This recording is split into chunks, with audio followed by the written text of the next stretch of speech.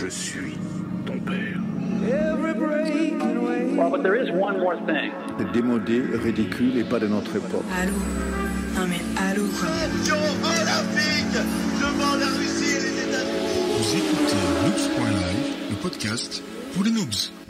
Salut chers auditeurs et bienvenue. En effet, vous êtes bien sur Noobs Live, la seule émission culturelle dans laquelle vous comprendrez tout, même si vous avez raté votre bac ou si vous avez eu votre bac mais sans la bonne mention.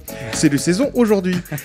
Pour animer avec moi l'épisode du jour, comme c'est de coutume dans Noobs, je souhaite la bienvenue à mon partenaire Christophe qui va nous présenter les chroniqueurs autour de la table en commençant par le sommaire de l'émission. Salut Chris. Salut John, salut les amis. Salut. Alors on continue comme la dernière fois, émission en mode vacances toujours, parce qu'on a quelques chroniqueurs absents, mais toujours autant de choses intéressantes dans les bagages. Aujourd'hui c'est Nadra qui s'y colle et qui commence pour nous parler de mode et de style comme d'habitude. Alors Nadra, c'est quoi ton sujet aujourd'hui ? Les filles s'arrachent souvent les tifs pour trouver une coupe de cheveux sympa pour chaque saison et surtout un bon coiffeur pour la réaliser. Sans catastrophe. Problème de cheveux. Problème de... Les cheveux, oui. Gros problème. On enchaînera ensuite avec John, notre monsieur tendance high-tech. Alors John, c'est quoi ta recommandation du jour ? Alors, les vacances arrivent et comme tout bon geek que nous sommes, on se dit qu'est-ce que je dois prendre comme geek object dans mon sac de baroudeur ? Carrément. Ah oui. Après ma chronique, nous enchaînerons avec les brèves. Vous saurez tout sur ce que nos experts ont retenu de l'actualité plus ou moins sérieuse de ces 2 dernières semaines en 3 minutes chrono. Et ouais, et ce sera ensuite au tour de Caro d'effectuer son grand retour. Ah. The comeback. Et de nous parler de sport comme d'habitude. Alors Caro, avec quoi on bouge aujourd'hui ? Alors, pour mon retour tant attendu à vos côtés, mes chers amis de Noobs Live, j'aurais pu jouer la carte de la facilité et parler foot, bien sûr. Ah bah oui. Mais, à la veille de la demi-finale, j'ai trouvé le sujet un peu trop touchy. Chaque Français ayant une âme de sélectionneur et le talent de Griezmann avec un ballon au pied, n'est-ce pas messieurs, hein ? Le Français est surtout expert en retournage de veste. Et ouais, Nadra, on revient finalement toujours à la mode, tu vois. En fonction des résultats des matchs, la mode change. Les Bleus sont soit les dernières des buses ou de véritables dieux vivants. Vraiment, ce soutien indéfectible me fait vraiment chaud au cœur. Bon, j'ai dit que je vous parlerai pas de foot. J'ai choisi un sujet beaucoup moins polémique en pleine coupe de l'Euro et à la veille des JO, le dopage. Ah ouais. Eh ouais, donc aujourd'hui, c'est pas un sport, c'est une pratique autour du sport. D'accord. Et on enchaîne ? On enchaîne, et ça sera au tour de Fred ensuite qui va venir nous parler, comme toutes les semaines, de l'actualité brûlante des people. Alors Fred, sur qui on va ficanasser aujourd'hui ? Alors aujourd'hui, comme d'habitude, un petit méli-mélo d'actu de star. Et pour vous, chers auditeurs, une seule question parmi nos people. Qui est bien loti et qui l'est moins ? Bien loti comme on pense ? Bien outillé. Surprise, surprise.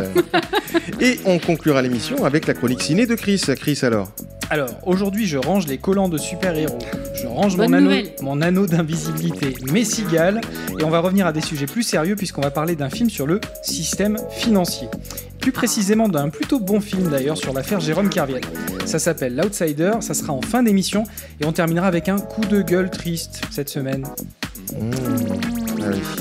Sans oublier donc les coups de cœur évidemment, comme tu nous as dit, les coups de cœur, les coups de gueule ou les quiz surprises qui pourront arriver à la fin de chaque rubrique en fonction de l'humeur des chroniqueurs. Et on en profite pour rappeler que les émissions sont disponibles en vidéo sur la page Facebook de l'émission et sur notre site noobs.tv.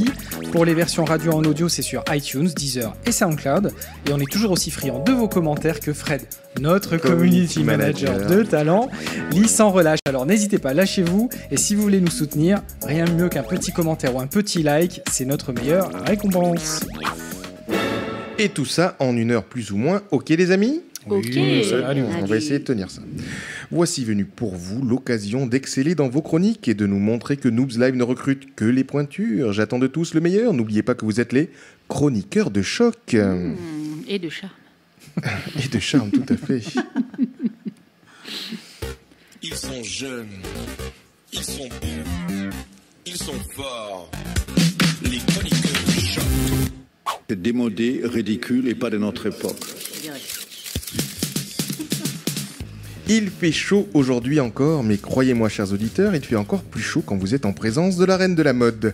La modeuse que tout le monde nous envie, qui a le don d'énerver même les plus belles des podiums et qui va encore une fois nous donner envie d'être beau. Fashionista Nadra, c'est à toi. Alors, moi je suis allée voir des coiffeurs pour connaître les dernières tendances et j'ai mis ma tête à contribution pour vous donner les bonnes adresses du sud de la France. Merci. Pour une femme, les cheveux ne sont pas des poils à dompter, mais une réelle arme de séduction. Les coiffeurs le savent, on en fait une mode, des tendances, une industrie très florissante. Moi, je n'y connais pas grand-chose, mais je suis une fille qui, à 18 ans, a commencé à faire des essais seule, de couleurs pas très concluantes et des coupes pas très réussies, qui m'ont valu bien des anecdotes, pas toujours rigolotes sur le moment d'ailleurs. Je suis passée par toutes les couleurs, brun, châtain, blanc foncé, blanc clair et même platine. Je savais qu'il y avait autant de couleurs de blanc, toi. Et ce n'était pas le salon du bon goût, mais ça avait l'avantage d'être issu d'un tempérament curieux et téméraire. Oui, enfin, je ne sais pas si c'était du courage ou de la folie. Puis, j'ai essayé le coiffeur. Et là, mon véritable cauchemar a commencé. Car en effet, les loupés effectués par soi-même sont plus faciles à digérer que les ratés infligés par des professionnels de la coiffure. Lorsque tu payes 160 € chez un coiffeur pour des mèches, une coupe et un brushing, j'estime avoir le droit d'être exigeante et chiante. Il s'agit quand même de ma tranche et ce n'est pas gratuit en plus. Mais il y en a des très bons, rassurez-vous. Regardez la belle coupe de Chris et John. Enfin, pas John. Parce que John, il est tranquille. Bon, Fred, toi, tu as des mèches naturelles puisque tu es blond.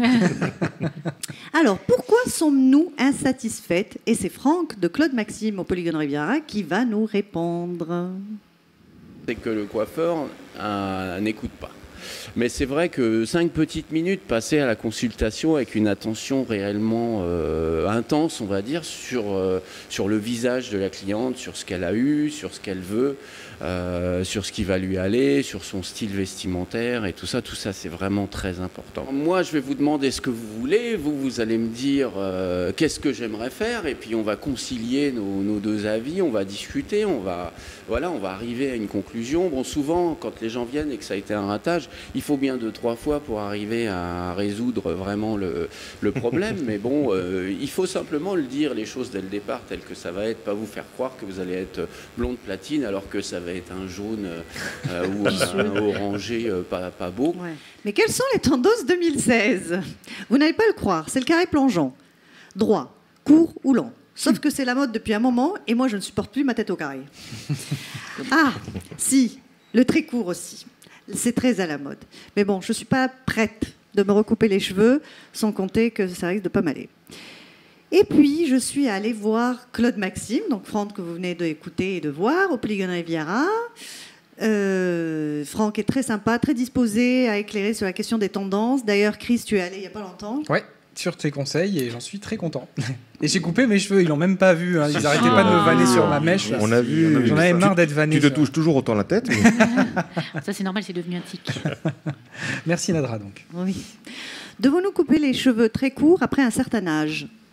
Oui. Visage rond, carré, allongé ou encore ovale, à chaque morphologie de visage correspondent des coiffures afin de mettre en valeur vos traits et d'équilibrer votre physionomie.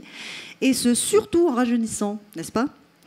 En vieillissant, on a envie de rajeunir. C'est un concept lucratif pour les coiffeurs et une utopie onéreuse pour nous, mesdames, qu'on se le dise. Mais il existe des petites astuces et autres tricheries, comme la coloration, afin d'effacer le temps qui passe et certaines coupes plus flatteuses.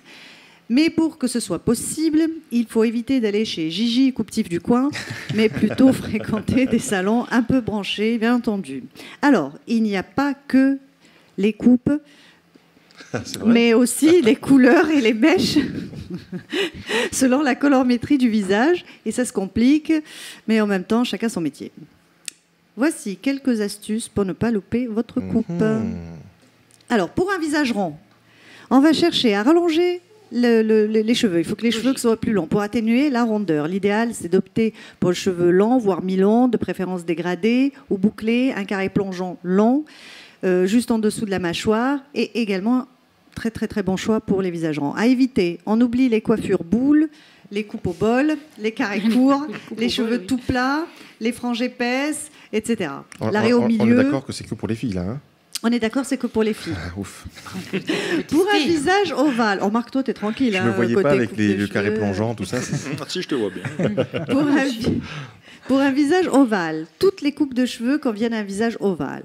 Du très long au court, en passant par le dégradé ou encore le carré structuré, c'est comme vous le voulez, selon votre goût et votre humeur. À éviter quand même les coupes très courtes, trop masculines, qui casseraient la douceur du visage.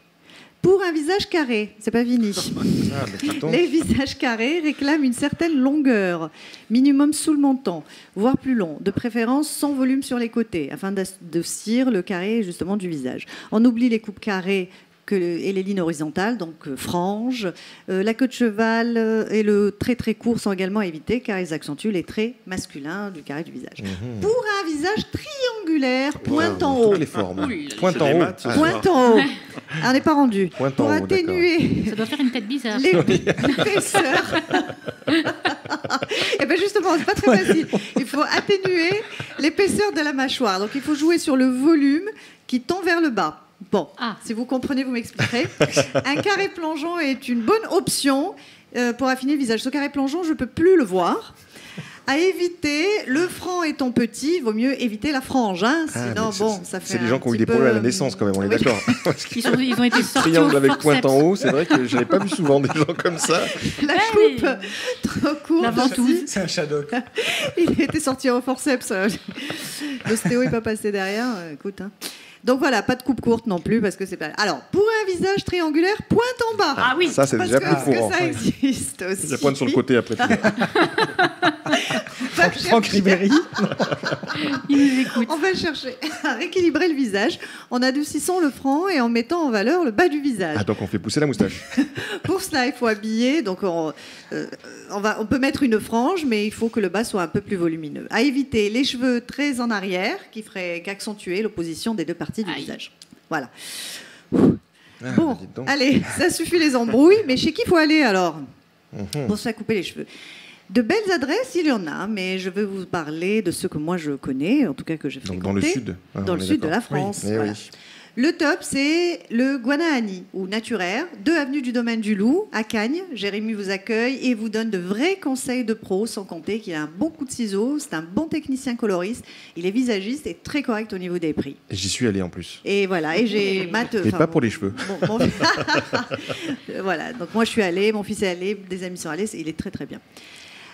Après, on a Claude Maxime.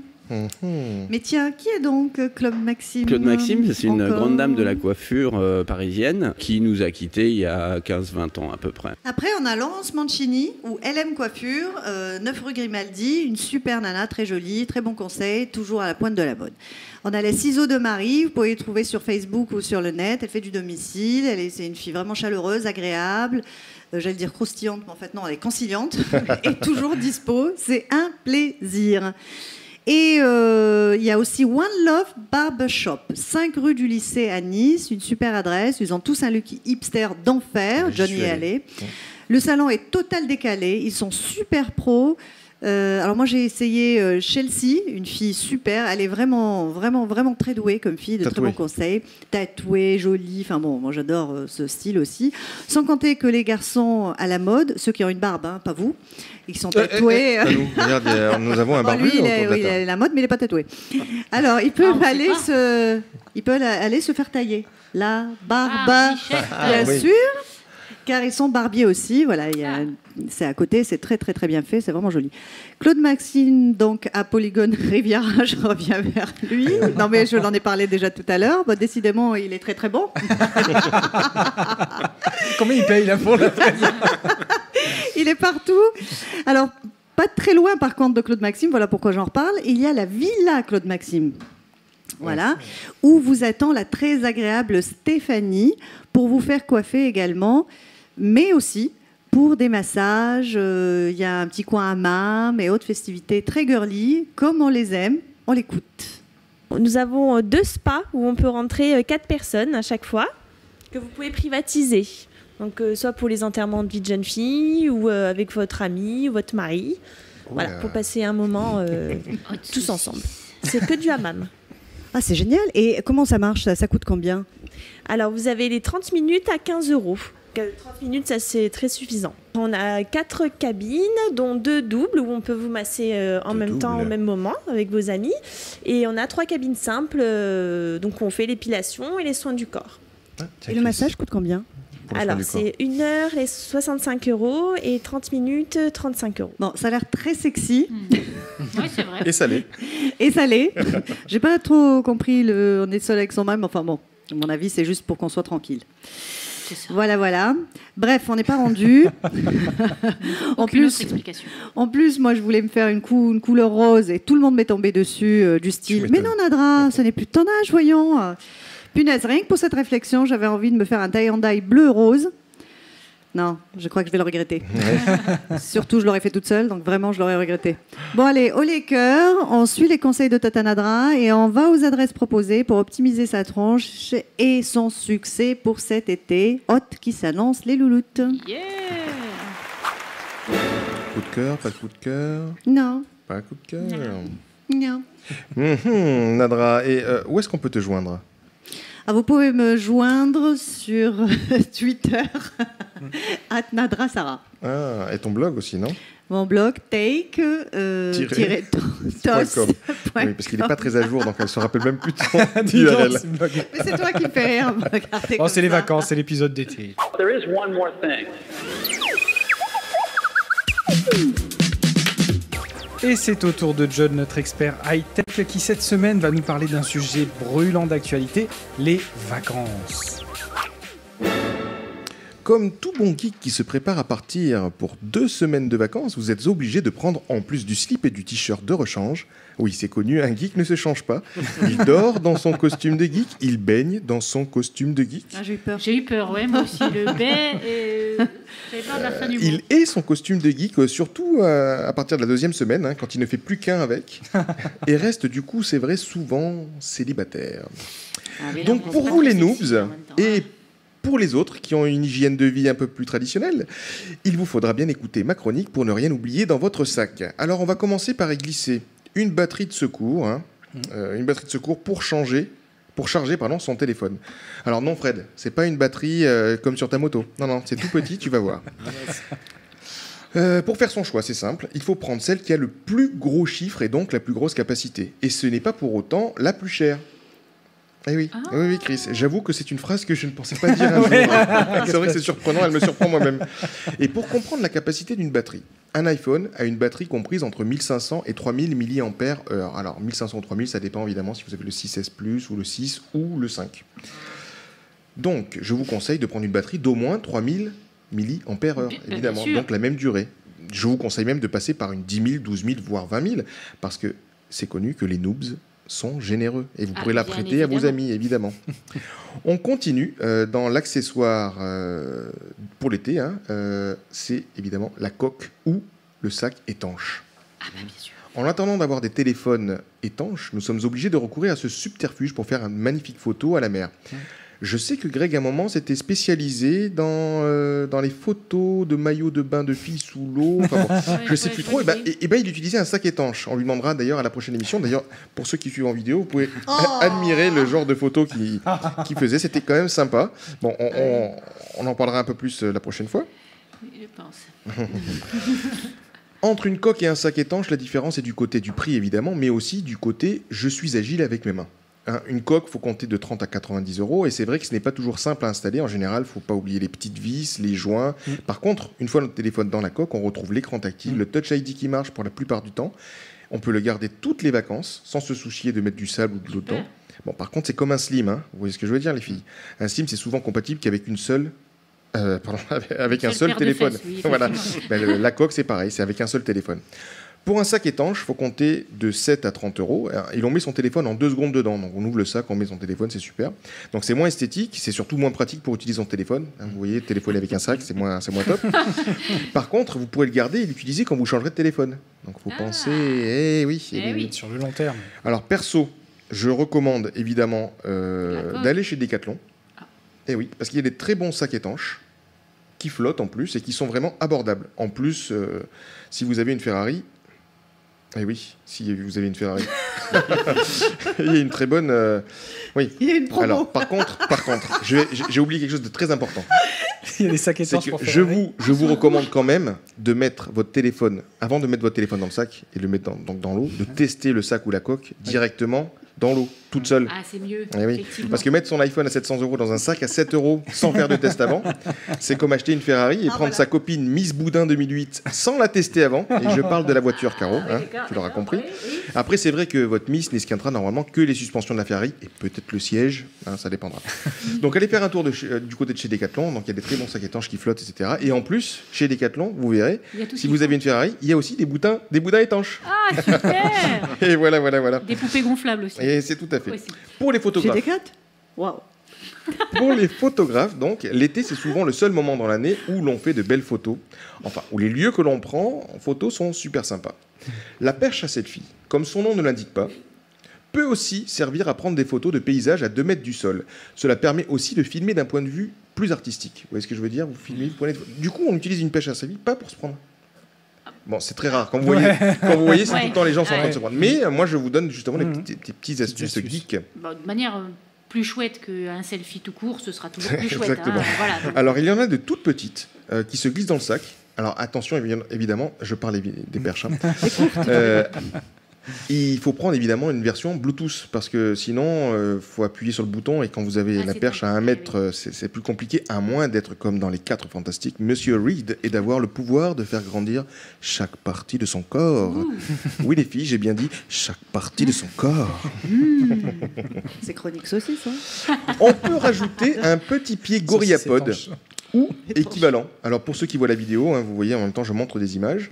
Donc c'est un petit pied, vous avez des petites boules partout et qu'on peut fixer quasiment partout et qui nous permettra de faire des photos de groupe très facilement. Faut compter de 20 à 60 €. On reste chez les photographes avec des objectifs. Chez les photographes, non. Pour les photographes, avec des objectifs que l'on va coller magnétiquement, pincer sur son téléphone ou fixer comme une coque, qui permettent de faire des photos super rigolotes, type fisheye. Alors quand je dis rigolote, évidemment, c'est rigolote pour tout le monde, sauf pour la personne qui est sur la photo, puisque là, la personne a une gueule un peu déformée, on va dire. Donc ça permet d'avoir un grand angle sur son téléphone et de pouvoir faire même de la macro. Regarde-moi cette fourmi, attends, je vais prendre une photo avec mon super objet macro. Oui, bon, c'est du vécu. Voire même de pouvoir faire du zoom. Il y a même des zooms optiques, on peut doubler, voire multiplier par 4 le zoom, donc c'est vraiment sympa.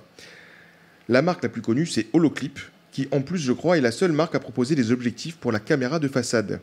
Et ça, c'est pas mal. Ouais, la caméra de façade, du coup, ça permet, quand on fait du Facebook Live, comme les noobs, par exemple, autour de la table, ça vous permet de voir l'écran et donc, du coup, de voir et de commenter les commentaires des gens qui nous suivent. Il faut compter de 20 à 80 €. Évidemment, Amazon est votre meilleur ami, vous l'aurez compris. Il nous reste encore de la place dans le sac ? Oui, toujours. Alors, je continue avec les clés USB Lightning. D'un côté USB, de l'autre côté Lightning, qui vont nous permettre plusieurs choses. Alors, en premier lieu, vous pourrez mettre des vidéos dessus pour les soirs sans Internet en mode « Je me fais chier pourquoi je suis parti en vacances, je veux voir ma série préférée, Jon Snow revient !» Je vous rappelle que vous êtes des noobs respectueux des lois et des droits d'auteur. Ah mince. Donc du coup, pour mettre des séries OCS que vous aurez téléchargées sur la clé, non, ça marche pas, parce que sur OCS, il faut les mettre sur OCS. Pareil pour les films achetés sur iTunes ou sur Google Play. Non, ils sont trop gros et vous pourrez pas les mettre. En plus, pour les films de iTunes, vous êtes obligé de les lire depuis l'application vidéo, donc vous pourrez pas les mettre sur votre clé de nouveau. Bon, il reste Netflix. Eux, c'est pire, on peut toujours pas télécharger de films. Il reste donc nos bons vieux DVD, que l'on pourra ripper, encoder, pour mettre une taille de moins de 4 Go. Donc oui, vous avez vu, c'est très simple quand on reste dans le téléchargement légal. Donc je reprends.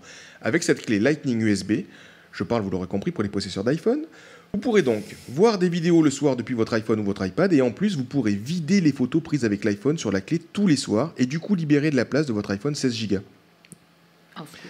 Faut compter de 30 à 90 € en fonction de la marque et de la capacité de la clé, mais c'est super pratique. La marque Leaf, comme vous avez à l'écran en ce moment, fait de superbes clés. En plus, elles sont sympas. Il y a un petit mousse-coton, on peut les mettre à la ceinture. C'est vraiment génial, j'adore. On continue avec un truc super important, surtout si vous êtes plusieurs à partir en même temps. C'est le multichargeur USB qui permettra, par exemple, de recharger le soir jusqu'à 5 appareils USB sur une seule prise. Bien sûr, il ne faudra pas oublier les câbles de vos appareils.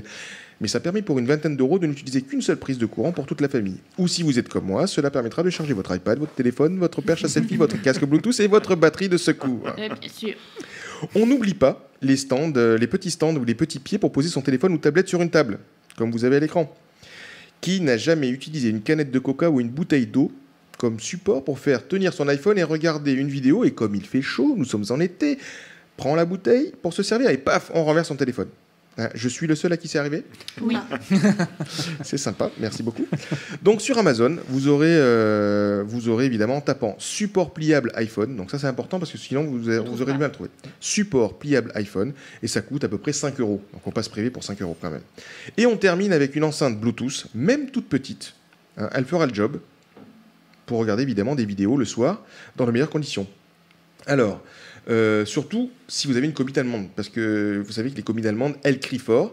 Donc, pour masquer les cris des filles allemandes, ça pique les yeux, et il faudra mettre la petite enceinte Bluetooth. Alors, sur Amazon toujours, vous aurez des enceintes à 30 € qui feront bien le job. Évidemment, ne cherchez pas des buzz à ce prix-là. Vous n'aurez que des autocollants, vous m'aurez compris. Alors, je vous remercie, et j'attends évidemment les noobs cet été, toutes les photos que vous aurez faites. Ah, bien sûr. Oui. Coup de cœur, coup de gueule. Et non, c'est trop long, donc j'ai pas fait de coup de cœur. Je suis respectueux. C'était une chronique complète. Alors, où est-ce qu'on te retrouve, John ? Dis-nous tout. Alors, vous pouvez me retrouver sur Twitter, @blondesummer, sur Vainglory, si vous jouez à Vainglory, sur le site yolinks.com, sur noobs.tv, vous pouvez me retrouver partout. Snapchat, non ? Et Snapchat, Yeah. ouais, mais j'utilise un peu moins maintenant. Il fait trop chaud.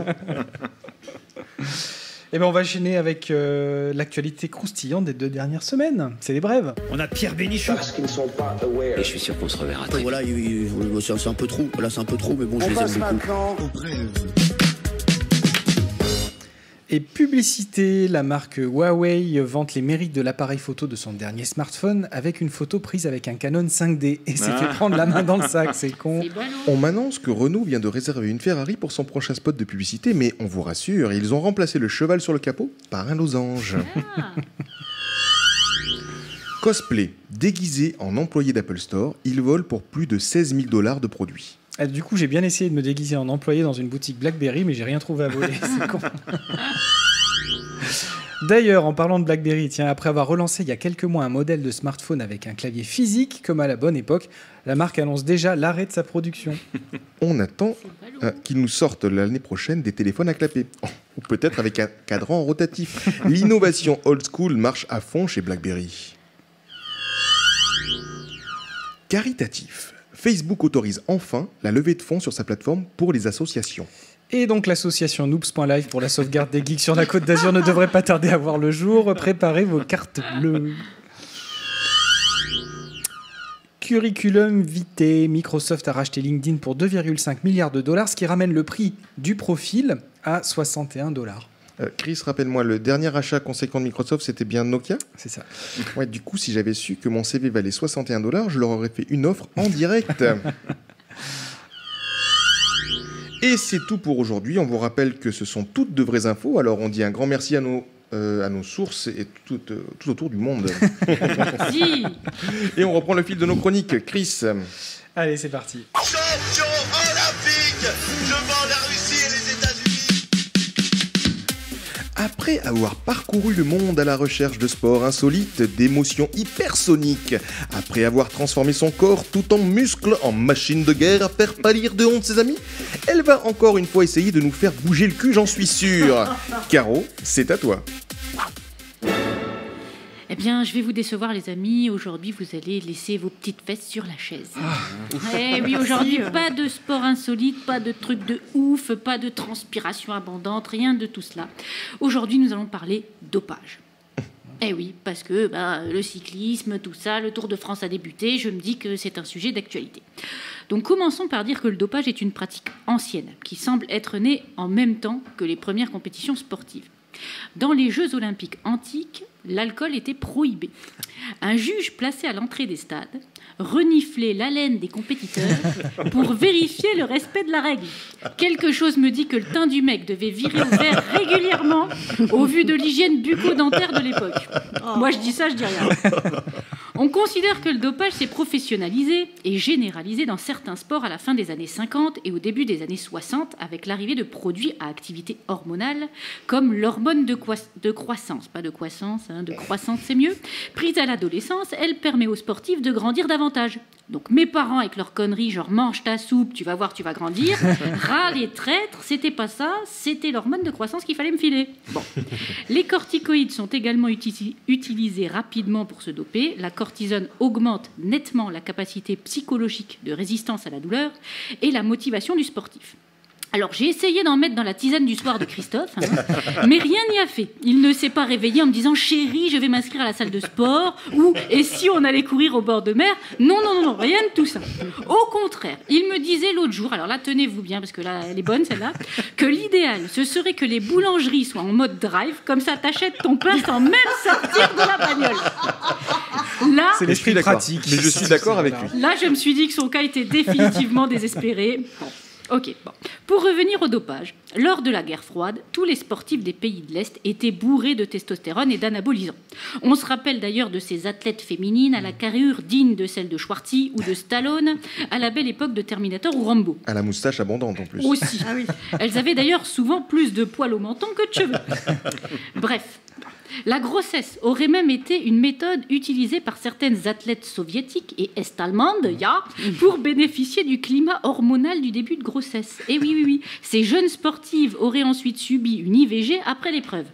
Bon, en effet, au début de grossesse, la masse sanguine augmente, ce qui aboutit à un meilleur transport d'oxygène par le sang. Les chercheurs ont montré également que le volume pulmonaire augmente en même temps que l'utérus s'allergie. Alors, pour vous dire, ces pratiques paraissent dingues, franchement, à nous tous autour de la table, mais dans ces pays, le sport était parfois le seul moyen pour échapper à la pauvreté et faire vivre dignement sa famille. À nous tous autour de la table, les sportifs. Les sportifs, bien évidemment. Les sportifs et Christophe. Et Christophe. Donc ainsi, des pays entiers ont leur réputation sportive entachée par le dopage. On reste toujours dans les pays de l'Est avec la fédération d'athlétisme russe. Je vais me faire plastiquer ma caisse à force de baver sur les Slaves. On n'ira pas en vacances à Saint-Pétersbourg. Là, ça va commencer à péter. Bon, les athlètes russes dominent la discipline depuis des années. Sprint, saut en hauteur, perche, ils excellent dans tout. C'est quand même bizarre, non? Il y a de fortes suspicions sur le fait que médecins, athlètes, fédérations sportives, ministère des Sports travaillent ensemble pour améliorer les performances sportives et ou cacher le recours aux produits dopants. La fédération d'athlétisme russe est d'ailleurs interdite de JO à Rio car elle a entravé le travail des commissions antidopage en amont de la compétition. Un aveu des pratiques illicites pratiquées. Les athlètes russes qui peuvent prouver leur bonne foi pourront quand même participer, mais pas sous la couleur de leur pays. Ils seront participants neutres, c'est-à-dire sans représenter la nation. C'est chaud. Ouais. Donc en fait, comme d'habitude, on en revient toujours à la même chose, l'argent est le nerf de la guerre. Le sportif veut gagner les compétitions pour la gloire, bien sûr, mais aussi et surtout pour gagner du flouze, du pèse, de la monnaie, de la thune, quoi. Les médecins aident les sportifs en leur injectant des produits permettant d'accroître leur performance et font preuve d'ingéniosité pour que les substances soient non détectables aux tests antidopage. La médecine du dopage a toujours un train d'avance par rapport à celle qui contrôle les sportifs parce qu'encore une fois, les fédérations sportives, les sportifs eux-mêmes payent grassement ces médecins borderline. Les sportifs font une confiance aveugle à leur tout bip et quand les scandales éclatent, certains disent « Coucou Richard Virenque, on m'aurait menti, on m'a dopé à l'insu de mon plein gré ». Et oui, imaginez la pression exercée par les sponsors du Tour de France qui versent des sommes astronomiques pour qu'une équipe porte leur nom de marque, genre Rabobank, Française des Jeux, Skoda, Cochonou. J'aimerais avoir mon Cochonou sur mon cuissard de cycliste, trop flatteur le truc. Donc s'il faut filer une mallette de cash complémentaire pour encourager le sportif, l'entraîneur, l'équipe médicale, why not? Et c'est comme ça que l'équipe US Postal a triomphé avec notamment Lance Armstrong, notre mythe vivant en matière de dopage. Il est encore vivant, oui. Et ces 7 victoires du Tour de France, titres qui lui ont été retirés par les commissions antidopage depuis, des témoignages sous serment de 26 personnes, dont 15 coureurs et environ 1 millier de documents compromettants décortiquent le dispositif mis en place par le sportif au sein de l'US Postal. Ah, le sportif, carrément. L'équipe avec laquelle Armstrong a connu la gloire après avoir surmonté son cancer des testicules. Donc le mec apprend quand même pas de ses erreurs. Il a failli y passer, il remet ça. Il a dû se dire que la foudre tombait pas 2 fois au même endroit. Sauf qu'il la provoque un petit peu en se mettant en haut de la seule colline du coin et en brandissant un tisonnier vers le ciel, histoire d'augmenter sérieusement la chance de se faire foudroyer. Bon. Des cyclistes de renom comme Tyler Hamilton, ancien proche d'Armstrong, ont donné leur témoignage et ont fait éclater la vérité au grand jour. On sait maintenant comment des professionnels du dopage antidopage ont mené une stratégie délibérée de triche au sein de l'US Postal entre 1999 et 2005. Wow. Un système de pression était aussi à l'œuvre pour inciter les autres coureurs à consommer des drogues dangereuses et à aider Armstrong à s'imposer sur les courses. Comme cela a été longtemps soupçonné, l'EPO, hormone qui permet de multiplier les globules rouges et de mieux oxygéner le sang, est au cœur du dispositif. Testostérone, hormone de croissance et cortisone faisaient également partie du fameux pot belge.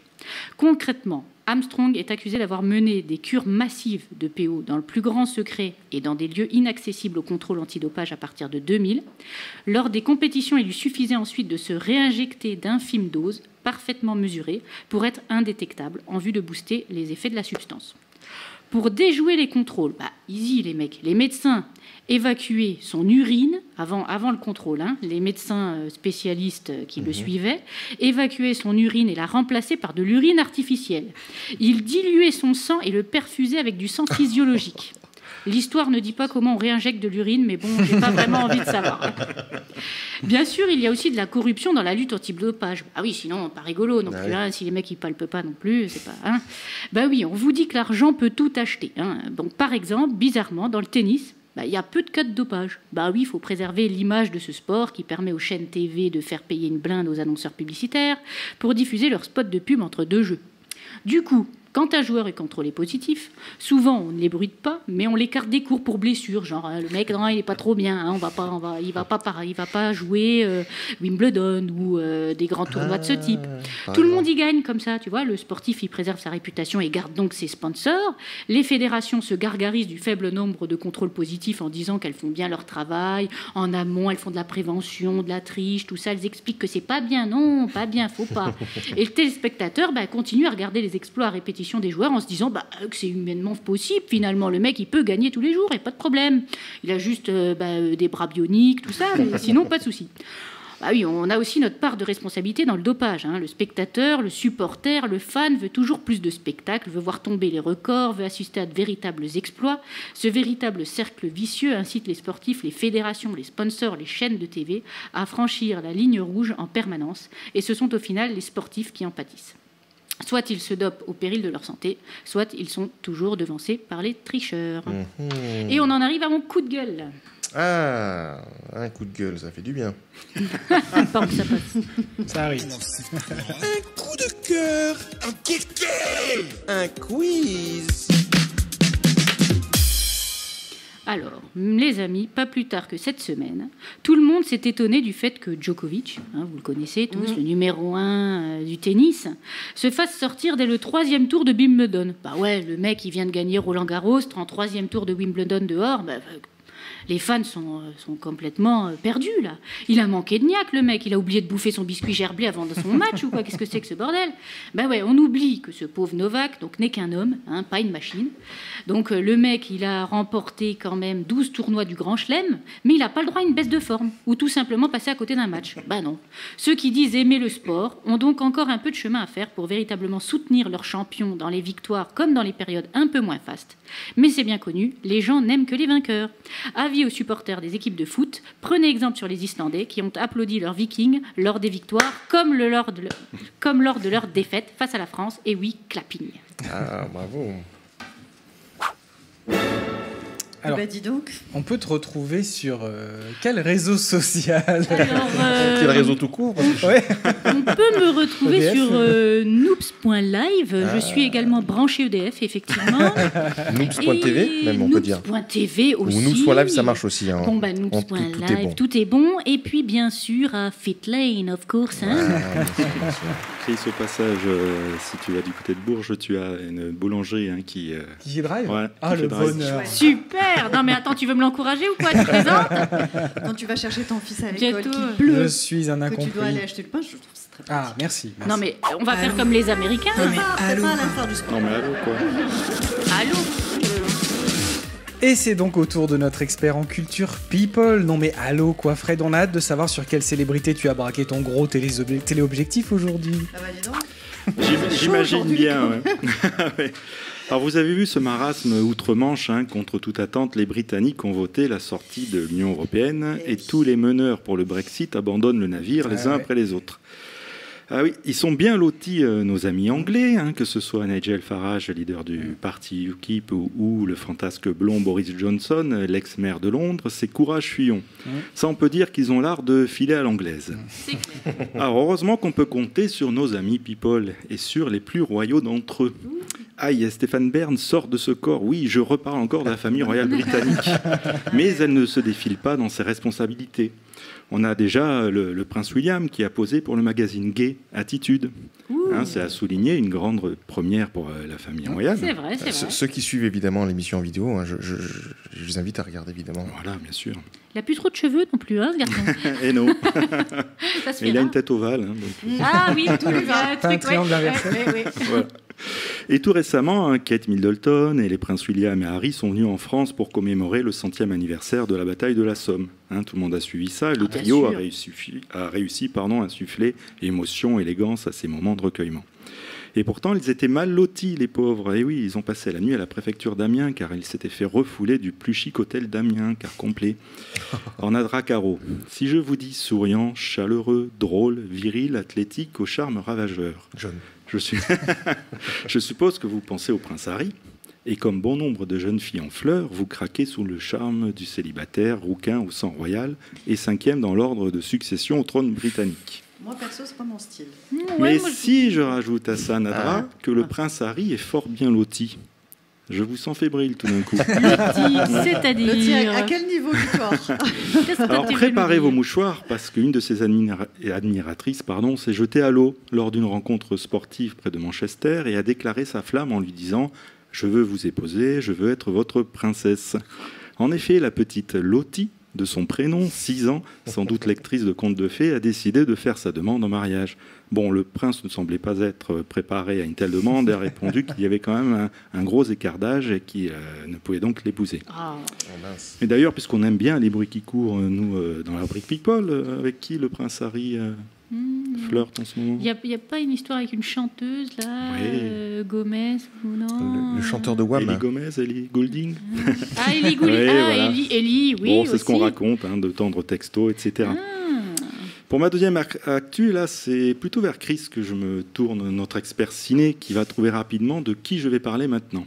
Alors, on cherche un acteur italien qui a une carrière de 32 ans derrière lui, une filmographie, je dis Chris, une filmographie à faire pâlir. Bon. Il a tourné, tenez-vous bien, et là j'applaudis Caro, plus de 1700 films. Ah oui, mais ça, c'est pas le... Eh oui, Caro, donc je vois que... Je suis trop fort. Je ne sais pas combien tu as d'exemplaires là sur 1700, mais... Cinéma d'auteur. Donc vous imaginez la cadence infernale. J'imagine. 1700 films en 32 ans, ça fait un film par semaine, à raison de 4 à 5 partenaires par film, ça fait 7000 partenaires. Donc, il s'est fait la prostate, ce garçon. Hein. Oui, c'est clair. Peuvent se rhabiller. Bon, en tout cas, s'il en est un dont on est sûr qu'il est bien loti, c'est notre ami Rocco.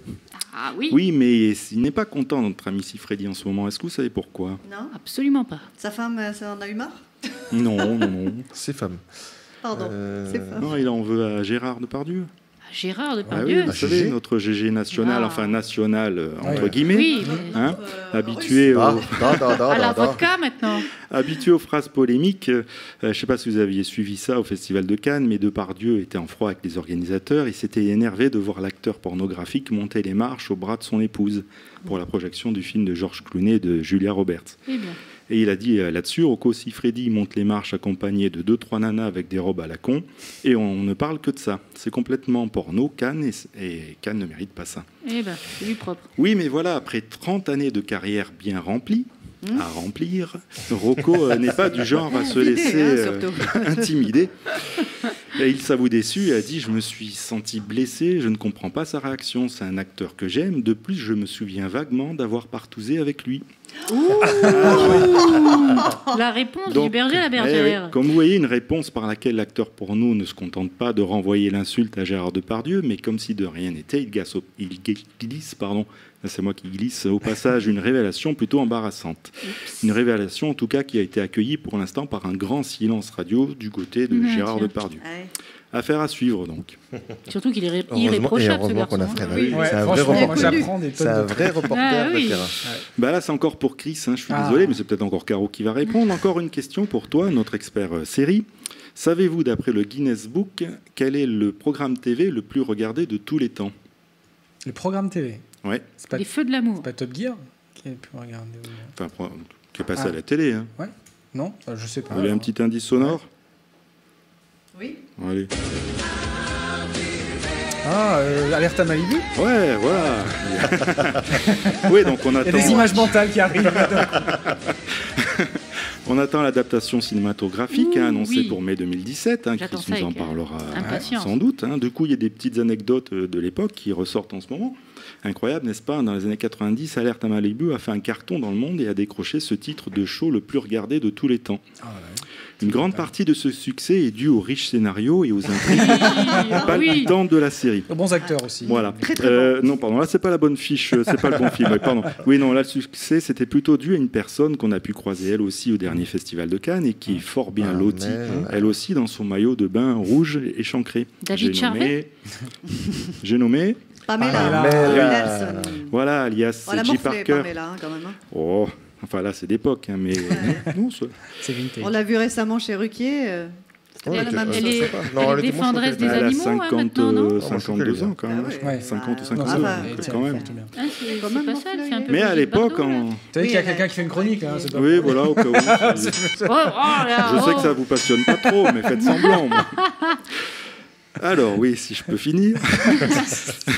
Cette incontournable héroïne sexy, et oui, parce que vous êtes peut-être un peu jalouse, a bien failli ne pas faire partie de l'aventure à l'époque. En effet, David Hasselhoff, alias Mitch Buchanan, avait mis son veto disant qu'il ne voulait pas d'une fille qui avait posé dans Playboy comme des enfants allaient regarder cette série. Sans doute qu'il avait peur d'être dans l'ombre des seins de Pam, et c'est d'ailleurs ce qui est arrivé.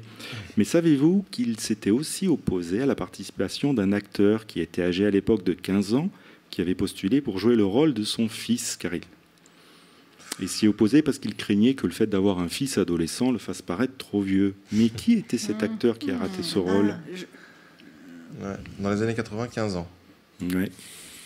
Connu Colin Farrell. Un petit indice. Dans les années 80, il a eu j'étais son pas né. premier Oscar du meilleur acteur pour le film The Revenant cette année. DiCaprio, sérieux. Eh oui, il s'agit bien de notre Léo. Et on peut dire un grand merci à David Hasselhoff de l'avoir évincé du casting d'Alerte à Malibu.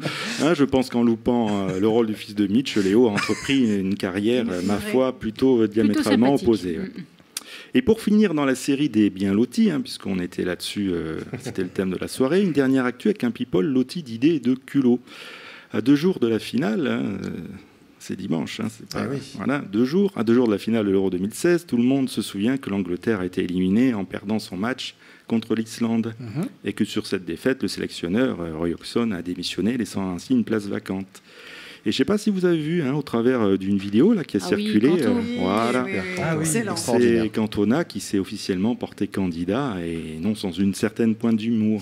Dans cette vidéo, il énumère ses qualités, il fait des promesses que l'équipe ne perdra plus contre une petite île gelée, et jure d'apporter un petit je ne sais quoi à l'équipe.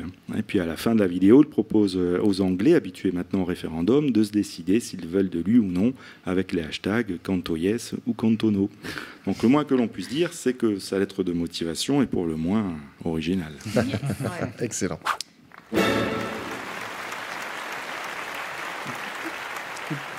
Coup de gueule. J'attends le générique, là, non alors. Il allait pas venir, c'est pour ça que je... Coup de cœur, un quiz. Ouais, donc on va aussi me sabrer mon quiz, j'ai l'impression. Tant pis pour vous. Vous aurez un quiz et 3 questions. Allez, on commence. Allez, à vos buzzers. Pour commencer, quel est le hashtag le plus populaire en France cette semaine? Le hashtag le plus, ça doit être 49.3, un truc comme Viking en folie. Non, c'est hashtag Euro 2016. En France, 2e au niveau mondial, mais 1er en France.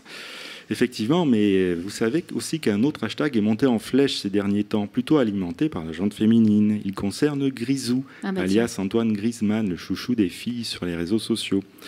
Et oui, John et Chris, sachez, messieurs, que pendant que vous admirez, vous, les pieds magiques du joueur, vos compagnes sont, elles, plutôt concentrées sur ses fesses.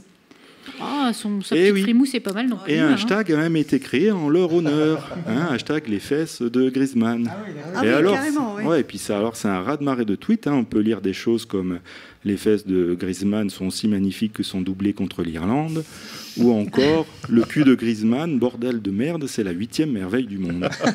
Et oui, quand même. elles sont poètes, nos compagnes en période de foot. Giroud est pas mal non plus. Giroud est pas mal non plus. Je préfère d'ailleurs.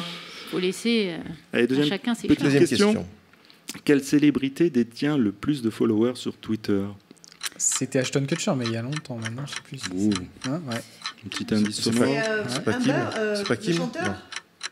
Katy Perry. Comment il s'appelle? On est au taquet. Hey. Bon, ça ne part pas. Bon, voilà. Ouais. Ah, c'est Katy Perry. Ah, je pensais que c'était Justin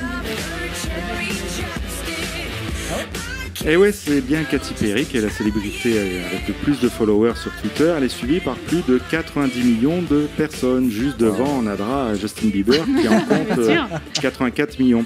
Alors pour célébrer cet événement, Twitter en personne a posté un message pour la chanteuse disant quoi d'abord? C'est la fête, Katy Perry, avec plus de 90 millions de personnes sur ta liste d'invités, il va falloir une très grande piste de danse. Ce à quoi elle a répondu, bon sang, on sera sacrément serré. Voilà, donc 90 millions de followers. Et une dernière pour la route, avec la chanteuse. Alors, on va trouver la chanteuse avec un petit indice sonore, c'est facile. Si ça veut bien partir. Lady Gaga. Voilà. Oui, donc il s'agit de Lady Gaga. Il y a une question ou pas alors? Oui. Lady Gaga. Non, la question vient, non, ce serait trop facile quand même. Alors que la Chine a banni la chanteuse après sa rencontre avec le Dalai Lama et interdit toute sa discographie sur toutes les plateformes, la chanteuse vient de déclarer « Je suis libre ». Mais pourquoi? Elle a enlevé sa robe de viande. Elle est libre.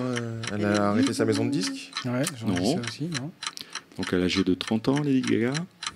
Et elle vient d'obtenir son permis de conduire. Et oui, cela fait au moins 4 ans que la chanteuse essaie de l'obtenir. C'est pas vrai. En 2012, on pouvait lire dans ses tweets « Pendant que j'apprends à conduire, vous pouvez peut-être éviter de vous faufiler près de moi ». Et c'est via plusieurs photos publiées là récemment sur Instagram que la chanteuse a annoncé la très bonne nouvelle. On la voit dans une salle d'examen, en train de jubiler, ou encore en train de se prosterner sur une route pour remercier le ciel. Qu'est-ce qu'elle a comme voiture quand même? Une petite Merco. C'est pas une Dodge. C'est une petite Merco. Voilà. Elle a un côté Gilbert Montagnier là quand même. C'est sûr. Spécial dédicace à Greg d'ailleurs. 4 ans de permis, c'est chaud. Ouais, c'est chaud. Et Fred, on te retrouve où alors? Comme d'hab, sur Twitter, @FredPerret06. Le seul et l'unique. Je suis ton père. Mais c'est qu'il aime les collants, le Chris. Je ne sais pas comment il va faire pour nous parler d'un film où les collants ne sont que sur des filles. Qui plus est, des filles normales. Point de super-héros aujourd'hui dans ta chronique. Pourtant, n'y aurait-il pas un point commun entre l'empire de Star Wars et les banques? Chris, je te déroule un tapis rouge et je coupe mon micro. Attention, action! Bon, les copains, je dois vous avouer que j'ai pas bondi de joie, en effet, quand j'ai vu la liste des sorties de la semaine dernière au ciné. Alors certes, il me restait X-Men Apocalypse à aller voir, mais Caro m'a subtilement fait comprendre qu'il fallait faire une pause dans les films de super-héros, à moins que je ne souhaite être achevé à coups de Mawashigiri dans ma gueule. Ça, c'est Caro qui s'énerve. Ah oui. Et on est donc parti voir un film qui, sur le papier, ne m'aurait vraiment pas fait rêver pour un dimanche soir, L'Outsider. Alors, j'en mourrais pas d'envie, mais pourquoi? D'abord parce que le réalisateur, Christophe Baratier, avait comme fait d'armes précédent d'avoir réalisé La Nouvelle Guerre des Boutons et Les Choristes. Oh, c'est bien. Et qu'on pourrait guillotiner quelqu'un pour bien moins que ça, rappelez-vous.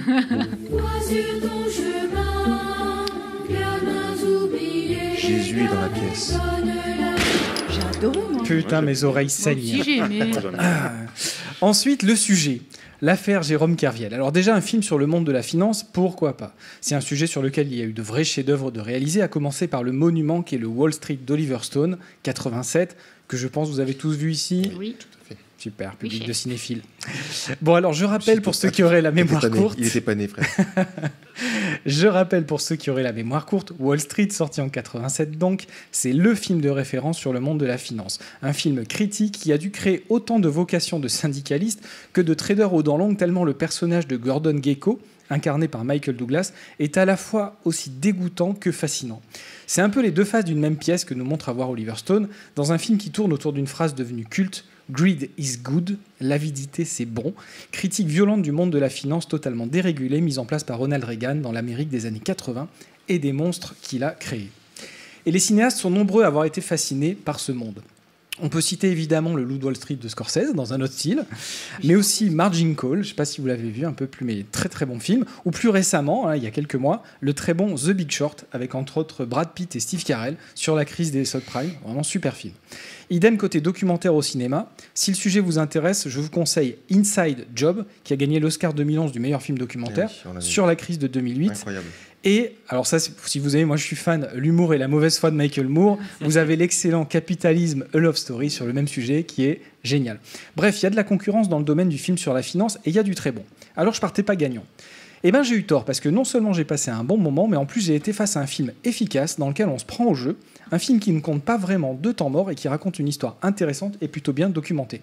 Bon, l'affaire Jérôme Kerviel en France, tout le monde connaît. C'est un trader star de la Société Générale qui, en utilisant des méthodes qu'on qualifiera de sous les radars, a, après avoir fait gagner pas mal d'argent à son employeur, fait perdre ensuite plusieurs milliards d'euros à celui-ci lors d'une certaine journée de 2008 où la banque a dû liquider ses prises de position pour plus de 50 milliards d'euros quand même, soit plus que les fonds propres de la banque. Alors, on ne va pas parler en détail de l'affaire ici, c'est Noops Live et pas BFM TV, mais on peut dire que ça aura été une des affaires qui aura contribué à mettre en exergue auprès du grand public les dérives du système financier et des salles de marché, véritables salles de shoot pour joueurs 2.0, dopés à l'adrénaline et à la testostérone, complètement déconnectés du monde et de l'économie réelle. Et ça, le film nous le montre parfaitement. Il arrive à nous faire ressentir l'ambiance à la fois stressante et euphorique de ces temples modernes, cette secte incroyable qui arrive à transformer des gens normaux en accros. Accros à l'argent facile, persuadés d'être des maîtres du monde, d'un monde que finalement ils ne comprennent même pas, car surtout, on ne veut pas qu'ils commencent à visualiser les personnes derrière leurs actes, ni les usines qui ferment, et encore moins les salariés qui perdent leurs emplois. Tout ce qui compte dans ce monde, ce sont les chiffres, les gains, et ce sentiment d'incroyable toute-puissance ressenti par des gens qui, tels des dieux sur l'Olympe, regardent de haut et règnent sur le reste des mortels de ce monde. Greed is good. L'avidité, c'est le bien, donc en VF. Comme disait Gordon Gekko dans Wall Street, c'est une phrase qui semble érigée en système par des personnes qui n'avaient sans doute pas compris le film et son regard critique sur le monde. Et ce qui est terrible dans l'Outsider, tout comme ça l'était en 87 pour Oliver Stone, c'est ce sentiment que rien ne change. Que malgré les crises à répétition et les cataclysmes qu'a provoqué ce secteur depuis des décennies, on n'apprend pas et on continue à reproduire les mêmes erreurs.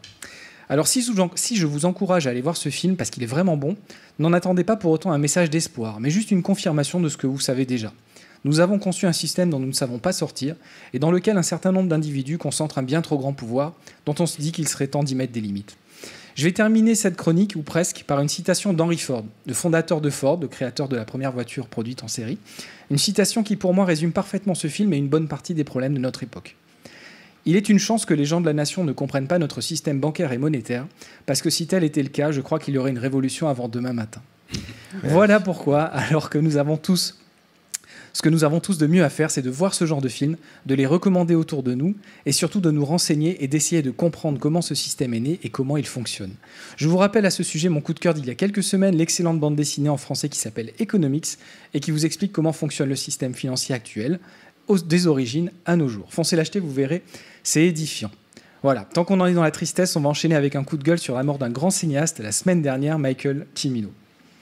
Alors c'est quoi un coup de cœur, un petit mais tu l'as déjà dévoilé, donc on sait. Ah oui. Et on va se mettre un peu de musique en fond, justement. Je vous dirai après ce que c'est. Et c'est donc un grand réalisateur qui est mort la semaine dernière, un de ceux qui ont su faire la différence, non pas avec la quantité, mais avec la qualité. Parce que Michael Cimino, mort ce 2 juillet 2016 à l'âge de 77 ans, c'est 7 films, dont 2 chefs-d'œuvre. Après être passé par la case publicitaire puis scénariste, notamment dans la série L'Inspecteur Harry avec Clint Eastwood, pour ceux qui se souviennent, et il réalise en 1974 son premier film, avec Clint Eastwood d'ailleurs, l'excellent Le Canardeur. Avec l'aide de Clint Eastwood, du coup, il parvient à réaliser ce qui restera son film phare, que je pense que vous avez tous vu, Voyage au bout de l'enfer, un des premiers films à avoir osé aborder les problématiques de la guerre du Vietnam et du retour des soldats au pays. Alors c'est un film qui est connu surtout pour sa scène magistrale de roulette russe entre Robert De Niro et Christopher Walken. Je ne sais pas pour ceux qui l'ont vu. C'est une scène assez incroyable, un monument de tension et d'émotion dans laquelle, on le sait assez peu, De Niro avait demandé à ce qu'on lui frappe vraiment pour plus de réalisme. Wow. Résultat, 5 Oscars quand même. 5 Oscars qui paradoxalement vont lui permettre de réaliser le film qui mettra un point d'arrêt à sa carrière et qui entraînera la faillite d'un studio mythique, United Artists. Ce film, c'est Les Portes du Paradis, une sorte d'anti-western qui met à mal tous les codes du genre, dans lequel de pauvres immigrants européens se dressent contre de riches éleveurs de l'Ouest. Mais aux États-Unis, on joue pas avec les codes du western, ils n'ont pas le sens de l'humour, les cow-boys. Et bien que réhabilité par la critique ensuite, et aujourd'hui considéré comme un chef-d'œuvre, à l'époque, ce fut un échec commercial, et après avoir explosé ses coûts de production, il laissera Michael Cimino avec une réputation détruite. Il réussira tout de même 5 ans plus tard à réaliser le très bon polar L'Année du Dragon avec Mickey Rourke en plein Chinatown, un film qui fera lui aussi polémique également, car taxé de raciste envers la communauté asiatique. Décidément, le gaillard ne laissait pas indifférent. Michael Cimino, c'était donc beaucoup de talent, comme souvent pas compris à son époque, mais qui aura su laisser sa trace dans le monde du 7e art, le genre de monument de ce cinéma des années 80 qui a permis l'émergence d'une nouvelle génération de cinéphiles, et sans lesquels je ne serais sans doute pas assis là à vous raconter ce genre d'histoire ce soir. Alors Nandra voulait réagir justement. Moi, je voudrais juste signaler le décès d'un grand homme que moi j'apprécie énormément, qui a changé beaucoup de choses en Iran. Comme tu parlais, le décès d'un réalisateur, d'un scénariste. Lui, il est réalisateur iranien. Il s'appelle Abbas Kiarostami, Palme d'Or 97, né le 4 juillet. Voilà, je voulais le signaler parce que c'était vraiment un grand homme.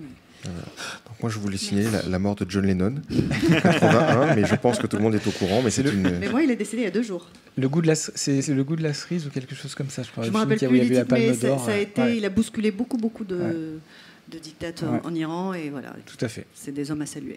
Merci.